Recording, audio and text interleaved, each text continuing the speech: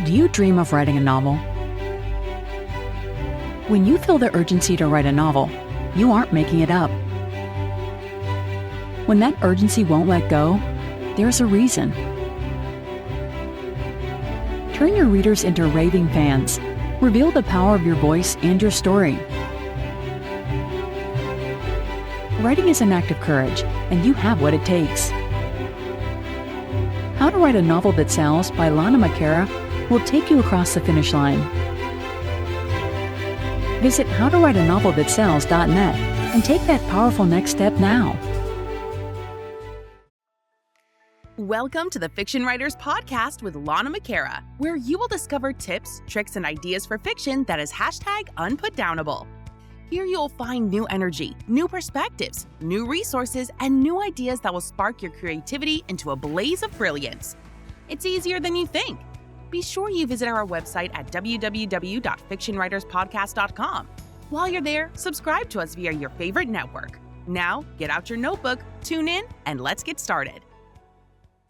You love to laugh? I do. Well, that's what we're going to talk about today. My name is Lana McAra. Welcome to the Fiction Writers Podcast. Tips, tricks, and ideas for fiction that is #unputdownable. Today, I'm delighted to welcome to the broadcast Sharon E. Buck. Sharon writes humorous, cozy mysteries.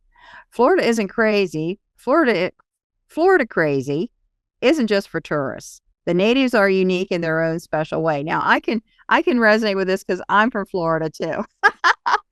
Those zany folks who live in the Northeast Florida Bermuda Triangle of Jacksonville, St. Augustine, and Palatka, that's where I live too, can't quite make up their minds if they belong in Florida or South Georgia. They do believe in having a good time, along with some mayhem, mischief, and murder, along with a little snark and sass.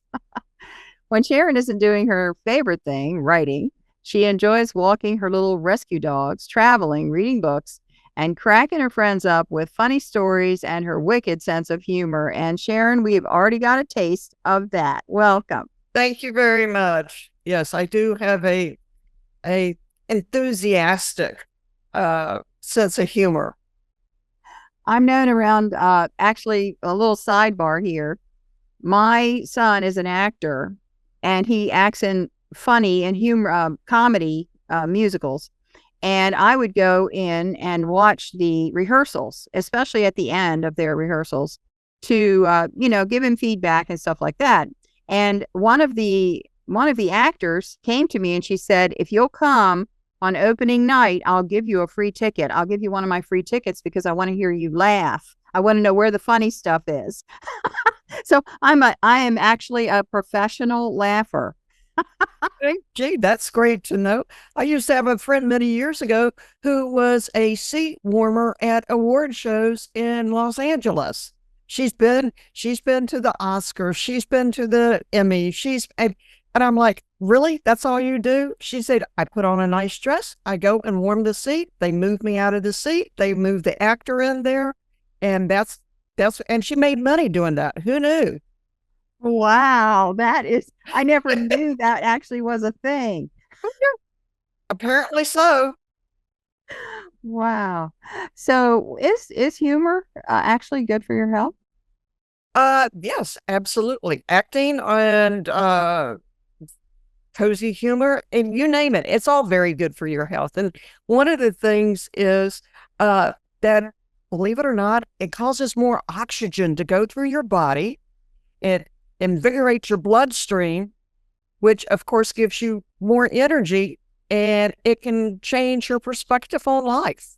If you could find a little something funny in virtually anything, it's amazing what it will do for your mindset. And so I'm not writing the great American novel. I'm not going to go through the angst and the struggle of so many authors. No.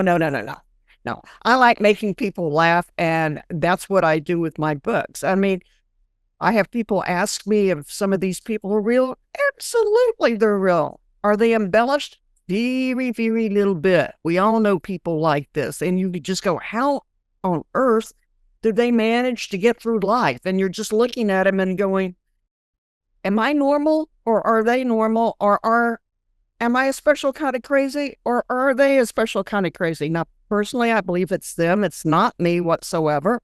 And so I just have a, I prefer the term unique, but it could be termed as quirky sense of humor. I can back my car up 6 feet and find something funny. So it's just one of those things. But yes, humor is great to help your mental health and your physical well-being. Yes, I know there's a lot of endorphins that are released and your body goes through this change. And I've heard comedians say that, they are helping people with pain management and all these different things. So tell us, now you've got me curious. What is one of your favorite characters? Just describe this person for us. Well, I came up with Parker Bell in my Parker Bell Cozy Mystery series. And then I decided she needed some playmates. So I created the Lady Gatorettes, who are 5 hormonal caffeine and sugar infused University of Florida diehard football fans. Yeah, I'm kind of a conglomerate of all of that, but I actually know people in Palatka who shall remain nameless. My attorney says I have to say it's loosely based on things. But yes, I know people exactly like what I describe in my books. So one character, Parker Bell, is one of those people who is left brain and right brain. And that describes me to a T. Why? How do I know this? I've been tested numerous times. I know this for a fact. So she is a cybersecurity company owner, as well as solving murders and having all these crazy, funny things that happen in Pothole, which is loosely based on Palatka. And it's PO''THOLE, Florida. Looks like pothole. Rumors have it was a Seminole word. No, somebody hit a pothole in the road. But anybody north of the Florida, Georgia line calls it pothole. And anybody south of the Florida line calls it pothole, like goat. Rhyme it with goat. And the natives call it poho. Take that any direction you want to go in. Oh, that is very, very cool. So is there really a word called Gatorette? Well, ironically enough, there is. But I didn't know that until about a year ago. I just started writing and creating the Lady Gatorettes, and then I found out that the ladies volleyball team at the University of Florida, I believe it's just that particular team, they're called the Gatorettes, which I didn't even know about. So, because everything's done in good, clean humor and there's nothing naughty in any of my books, I'm assuming that everything is fine. So it's fine. We're all fine. We're all fine. Yes. So, I've heard a rumor that you are the friend in witness protection. Tell us about that. Well, yes, I am in the Friend Witness Protection Program. I was living in Palatka for a number of years. I grew up there, left, came back, and was there for a number of years. And then I decided I should move out of Palatka and come to Jacksonville. First of all, I really like Jacksonville, but too many of my friends were starting to go, "Is this so-and-so in your book? I don't know if I can. Oh, I can't have lunch with you today, Sharon, if that person's in your book." And either they loved him, they hated him, or they just went, I just can't do this. So I went, okay. So I'm in the Friend Witness Protection Program. Some of my friends know I'm here, some do not. And the ones that sort of maybe don't know that I'm here, it's okay, because I obviously haven't talked to them in a while, so it's all okay. I have a tendency to base people on my friends and family as well. And I know a couple of family members who read my books specifically to see who's in it and who they think is in it and nail me on it later. Well, here's what's really funny. No one in my family reads any of my books. My dad, when he was still living, did. My mom, kind of. But none of my sisters read any of my books, and I was going to use one of my niece's names in one of the books. And my sister, her mother goes, "You can't do that because somebody may connect us." And I was like, "That's strange." And then I went, "Oh, I'm flattered. She honestly thinks that I'm more well known than I am. So score." If it's in your book, it's got to be on national news. Oh yeah, yeah. So I'm like, yeah, no, okay, I won't do that. Did I need her permission? No, because I know for a fact that there's more than one insert a name here throughout the United States. So whoop-de-doodle. But in order to avoid any problems at Thanksgiving and Christmas time, I did not include her daughter's name in the book. So Yes, I try to mix it up enough so that nobody could actually call me on it. Although, my close family members know people well enough to be able to pick up on that. And I tell my students that, to change up and even change the gender or do something else, to make it anonymous enough so you don't get in trouble with that. But I think it's hysterical to be able to pick up these quirky personality traits and then maximize on that. And Sharon, that is a gift. thank you. I appreciate that. I will tell you a funny story. One of my really good friends, we've known each other since Christ was a small child. We've known each other since childhood.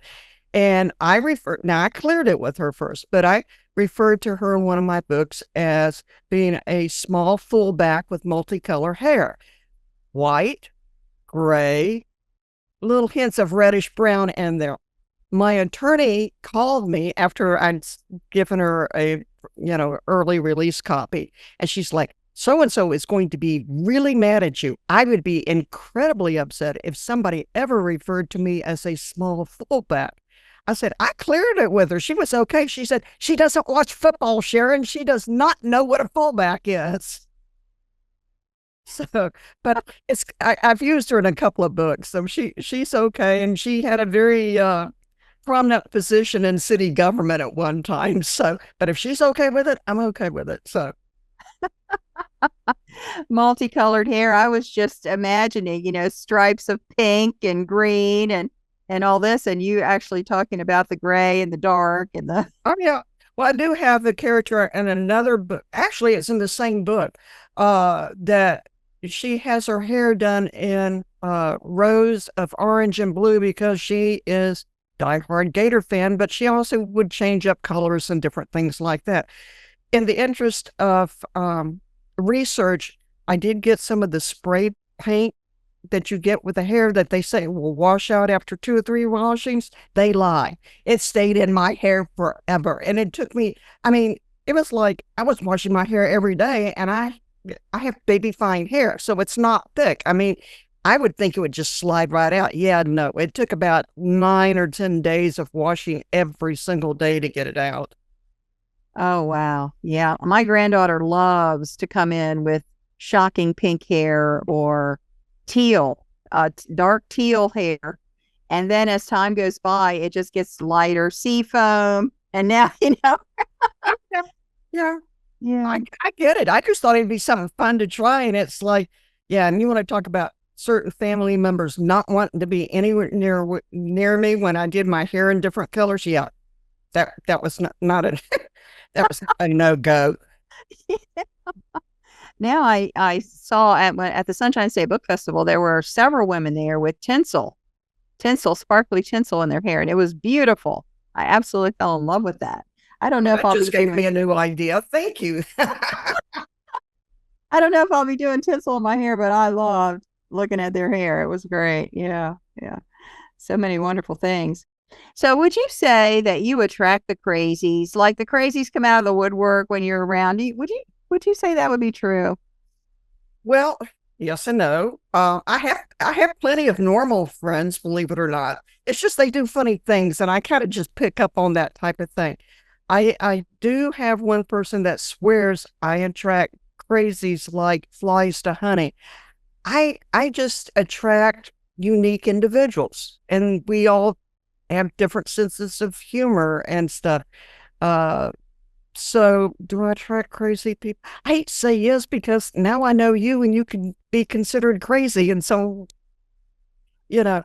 I don't think so. I tend to attract very smart individuals who have quirky senses of humor.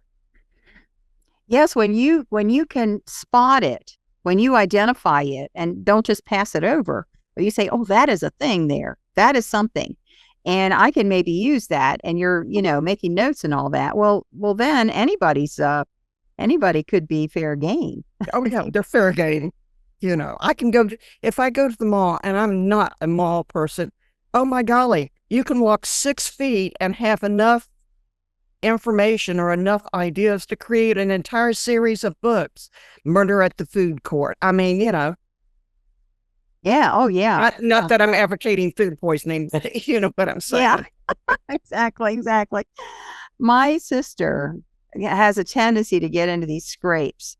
She's a brilliant woman. She has 2 master's degrees. She's very, very smart and very accomplished and all of that. But she gets herself into these scrapes. And there are times when she comes home and starts talking about what happened, and I am just rolling with laughter. And wouldn't you know, those things end up in my books. Yeah. If you really want to grab some great characteristics, watch some of the YouTube videos on some of these people that go to court. What is it? Judge Boyd, Boyd. If you watch some of these, you're like, how did these people even get into the courtroom, much less life? I mean, it's like, just did it. I'm just going to go ahead and say it. Did a special case of stupid just drop down on their head or what? I mean, Yeah. Well, we have time, so I'm going to tell you this funny story. My sister went to the car wash. It was one of those do-it-yourself car washes where they have this wand, a long broom-like thing, and it foams up, and you scrub your car with it and all that. Well, she had a few quarters, so she put the quarters in. She had enough to get started. She had like 5 quarters. She put it in. She's soaping. And I mean, she's scrubbing, and she's foaming, and she's getting the wheels, and she's got the windshield covered with 4 inches of foam and all this, and then it runs out of time. Well, she goes over there and she's like, I didn't know that was on a timer. And so now she's got to go find some more quarters to get to do the rinsing. She had not 1 quarter anywhere. She went to the machine. The machine was broken. There was nobody else in the place that she could get some quarters from. So her only thing that she could do was to put on the windshield wipers, and the foam is flying, and she's going down the highway, foam rolling off onto other cars, until she could go to the ATM or to the bank and get some quarters and go back and rinse her car. Unbelievable. These things happen. I will tell you, honest to Pete, the crazier something sounds in my books, the more likely it is to be honest to God, the truth, because you can't make this stuff up. You really cannot. Like, I think it was the first 3 books I did in my Parker Bell series.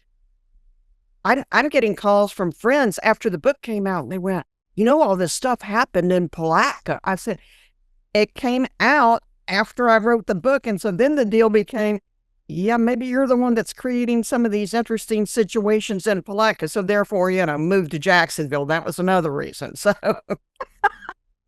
you definitely had to get out of Dodge. Yeah, really. Yeah, absolutely. The funniest things I've ever had in my books are things that really did happen. They really do. You really don't have to embellish much. I mean, real life is silly and funny and just off the wall to begin with. Yes. My son, the actor, he says, you need someone who can find the funny. Find the funny. Those are actors that make good comedy actors. Same thing for people writing humor. I don't write what I would call humor, but I do have some funny things in my books once in a while. So hats off to you. I don't find it easy to write a funny book, but how do you feel about that? Is it easy to write the funny stuff? Pretty much. It just kind of comes to me from the writing process. Now, I will say this. When I'm writing, I feel like I'm in this big, beautiful river. with like diamonds that sparkling on top of the water. I'm flowing. And so for me, for the most part, it's pretty darn easy for me to write funny. Can I write serious? Yes, I can. I've written technical manuals and I've done ghost writing, and, I know you've done that as well. But for me just to sit down and write something funny, it just happens. It just flows naturally for me. I mean, I could make up something really crazy, just like watching you right now. I could come up with all sorts of funny scenarios, and it like you said, it's a gift. I was blessed with it, or I am. Yeah. Not was, but I am current present tense. Yes, we want it to keep going. I want to keep going. Yes, absolutely. So what's coming up for you?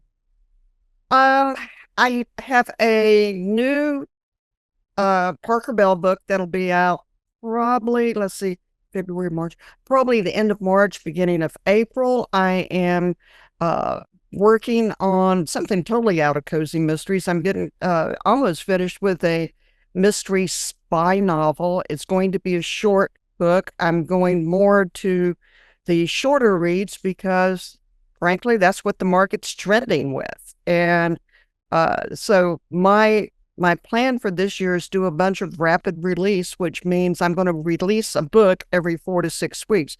It's not going to be, a 50,000 word plus, or for those who don't know what that really equates to, 250 pages. I'm going to be doing more of those 120 pages to 150 page books, which is 20 to 25,000 words. And I'll be doing some shorter ones, 12 to 15,000 words, which is about 80 to 90 pages. Large print is doing very well. So I'll be doing some of those as well. So do you have a mailing list where you let people know about your new? Yes, absolutely. If somebody goes to my website, SharonEbuck.com, sign up for the newsletter. It comes out twice a month. I don't inundate people with a bunch of stuff. You'll get a free book and you'll get on my mailing list. And I just released one last night, and I get a lot of engagement off of my newsletters. And it was the attack of the killer dust bunnies. And, Gosh, I'm glad that is not true, because I'd be in serious trouble. oh, I was in serious trouble. This happened about a week ago. The joke was I stumbled out to the kitchen and started to pour myself a cup of ambition, a bad take on the Dolly Parton song 9 to 5, but it was at 5:30 in the morning because I wake up early. And as I turned around, apparently a dust bunny found its way between my toes and the floor, and I slipped and I sloshed coffee all over me. Well, because apparently that wasn't good enough, it may or may not have made some more little dust bunnies, and they got under both feet. And so with me doing the cha-cha with no music, I plopped down on the floor and spilled the rest of my coffee all over me. So I used some colorful language that I typically reserve to using after 8 a.m. So it happens. And so I was looking for these nasty little dust bunnies because I was going to obliterate them.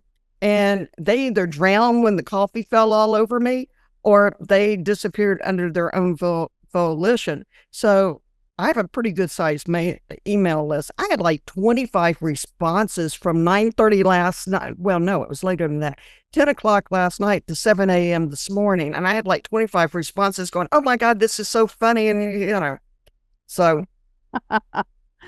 Yeah, so go over there and get on Sharon's mailing list. Sharon E as in Eagle. Yes, there you go. BUCK.com. Sharon, Yes. This has been amazing. Thank you so much. Oh, absolutely. Happy to do it. And thank you for being with us today. See you next time. Bye now. Thank you for tuning into the Fiction Writers Podcast with Lana McAra, where we share tips, tricks, and ideas for fiction that is #unputdownable. Remember to visit our website at www.fictionwriterspodcast.com and enjoy even more great episodes like this one. Again, while you're here, subscribe to us via your favorite network. We look forward to seeing you next time on the Fiction Writers Podcast.